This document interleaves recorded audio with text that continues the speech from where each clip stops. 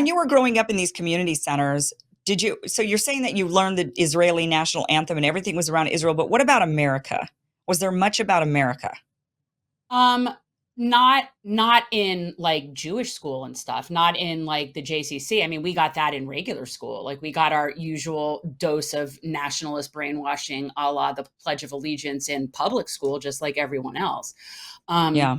which interestingly, I always rejected that. I don't pledge. And so it's yeah, no. And when we were be at places like Sunday school or summer camp and it was Jewish. It was, yeah, I mean, we didn't really, there was no America stuff. It was definitely more Israel stuff. Um, so then you went on this trip and it was paid for by, did your family have to pay for it? Yeah. Are these trips something that communities pay for? No, we paid. We pay. It's Oh, because you really? pay Okay. tuition and you pay because this isn't birthright where it's like a short thing or a 5 day thing. This is like 6 weeks. And so it's like a summer abroad program. So you stay in dorms and you have classes. And so yeah, no, we paid, but it's still very not not that it's expected, but it's so common. It was so common. When I was in high school, so many people did this program. It was common. Like it was just part of what people did was they did high school in Israel. It was very common. Hmm. And you would go over there and stay in dorms. And there were kids from other places, but it was a lot of South Florida because the program is based here. Now I think they might Mm, pull more from New York and other places, but it was based yeah. here. So yeah, I mean, it was just like you would pay to go to any study abroad program. And you were taught about the Palestinians living there, and what was the overall message about the Palestinians? First of all, they don't use the word Palestinians. We're taught that that's not real. There's no Palestine, there's no Palestinians. They never said that word. It was always Arabs. They were Arabs. And the only thing that we were taught about them was to stay away because it wasn't safe and that they wanted to hurt us and they hated us because we were Jewish. And so even when I was in the program, and we would be affiliating with, let's say, soldiers. There were a lot of IOF soldiers in the town, and they were really friendly. And also, I would argue back then they weren't as radical and fascist and crazy. This was in 1987, so there wasn't even a partition wall yet. It was a little bit. It wasn't as fanatical and insane at this point. But even the people in like the town that were the Jewish people, Israeli people, there was very much a distinction between them and how they felt about the Arabs. And there aren't very many Arabs because they keep it at like 20% or whatever the numbers are to keep it at that. But basically, they were other and they were dangerous, and we were just taught to you don't interact with them. So how did you break out of this mentality? And so many others have not. Yeah. How did you do it? Um, for me, it was gradual. I think for most people, it's pretty gradual, and it was very difficult. It involved a lot of soul searching and crying and regret and remorse, and it wasn't simple. And that's what I tell people that are fellow tribe that are just not willing to get out of it yet. I'm like, this wasn't easy for me. It wasn't like I decided I wanted to dislike the state of Israel. I love Israel. Like, I want to be very clear. I wanted to make Aliyah. I was going to live there. Like I loved Israel. And so this was hard to accept. It's very inconvenient and it's very uncomfortable. But I want to say it was sometime in right around the second intifada, maybe. It was right around the second intifada, where the anti BDS legislation started cropping up a lot in this country. And I hadn't really given it that much thought up until then. Like it had always been in my mind, I love Israel. We're always going to need a Jewish state. That was always safe. We still loved Israel, but we just sort of put it away. I hadn't really thought about it. And then I started investigating the BDS movement and trying to understand, well, why are we creating laws that are telling us we can't boycott a foreign nation? And as someone who takes civil liberties very seriously, that was a big problem for me. That was a huge problem for me. So I want to say that was like in the early 2000s, I started sort of noticing these things. And that was wrong. And that was right around the time of the second intifada when I started noticing all the violence to what was a nonviolent resistance. And then I just started digging and it just started unfolding like a house of cards. But I will say the trigger for me was the anti BDS legislation, because just the idea of, wait a minute, so I can't even criticize that. Yeah, no. And that was really eye opening for me. I wish I could say it was I was there and I saw it, but I didn't when I was there, because when I was there, it didn't look like what it looks like now.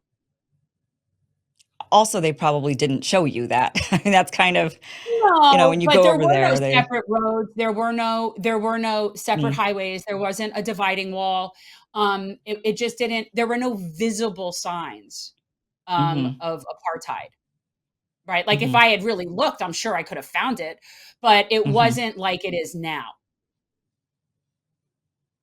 Have you talked to other people who started off like you, like when you as you've talked to them, they're Zionists, they have the indoctrination and the propaganda, and then you have slowly seen them change and get out of that?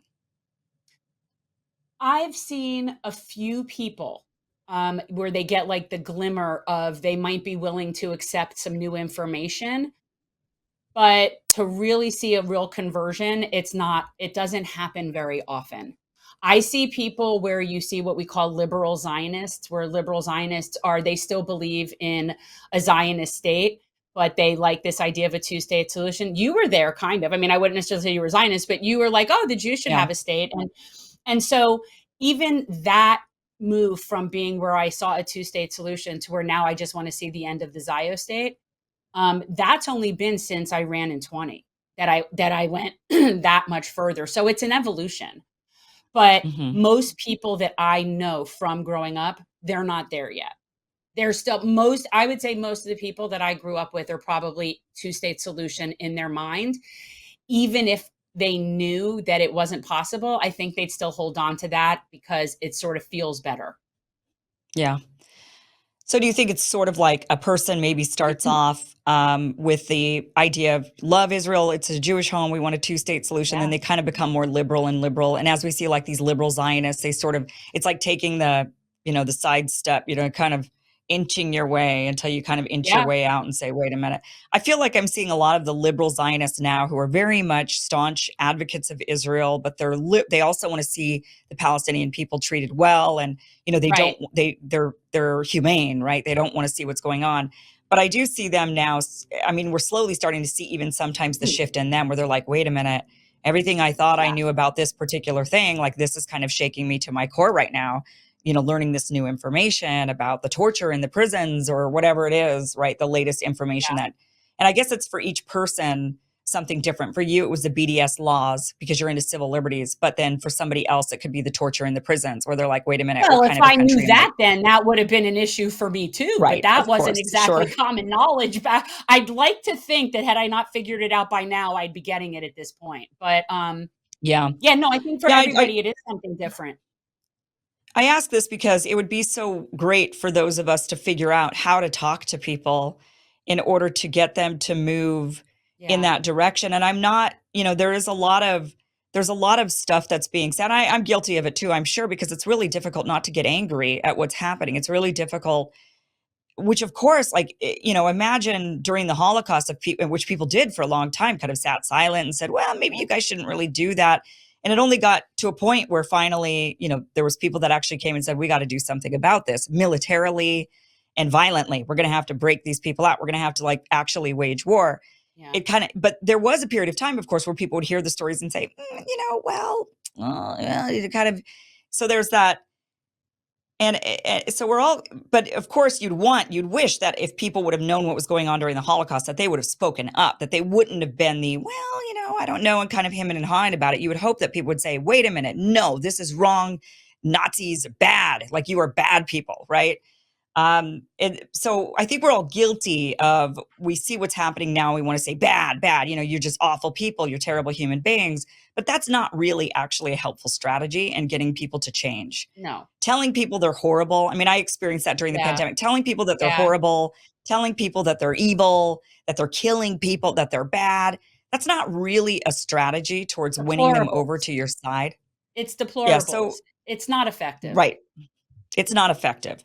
Yeah. So it would be good to know, if there was like a Yeah. handbook that Oh, well, maybe those of you who are Jewish that went from Zionist to there are to where you are actually some today. good books. There are actually some good books that they're not necessarily written as handbooks, but there's actually a book called Wrestling in the Daylight by Rabbi Brant Rosen that actually is a printout of a blog that he used to keep. And it shows his transformation from, as a very sort of liberal Zionist to a very pro-Palestinian as a rabbi, and it also shows the interaction between him and congregants going back and forth as they sort of uncover it. So that Yeah. actually was really cool. But one of the things that I find is that when it depends on the person, what is going to be the most effective thing that's going to matter to them. Just like you said, things trigger for different people. But something that I have often talked about with fellow Jews is when I explain to them that the Palestinian Jews were treated like crap, and that the Mizrahi Jews, which are the Arabic Jews, the Iraqi Jews, the Moroccan Jews, just have always been treated like second class citizens in Israel, even when the state of Israel basically imported them to boost their Hmm. numbers. They relegated them to second class citizen status. And that's always been the case. But Palestinian Jews back during the British Mandate were essentially given a choice. They could be in Israel, but they had to renounce being Palestinian because that was no longer going to be a thing. So they would no longer have any sort of connection to being Palestinian. They had to claim a whole new ethnicity. And so the ones who didn't do that were just treated just as badly and banished as the Muslims and the Yeah. Christians. So when I explain to Jewish people, it's a process. It's a process. And there's some people that will just never get this, just like there were people that died thinking that segregation was still good. There are always going to Yeah. be people that die on the wrong side of history at any given moment. And when I recognize some of those people, they're just too far gone. I hate to say it, but some people are just too far gone. Yeah.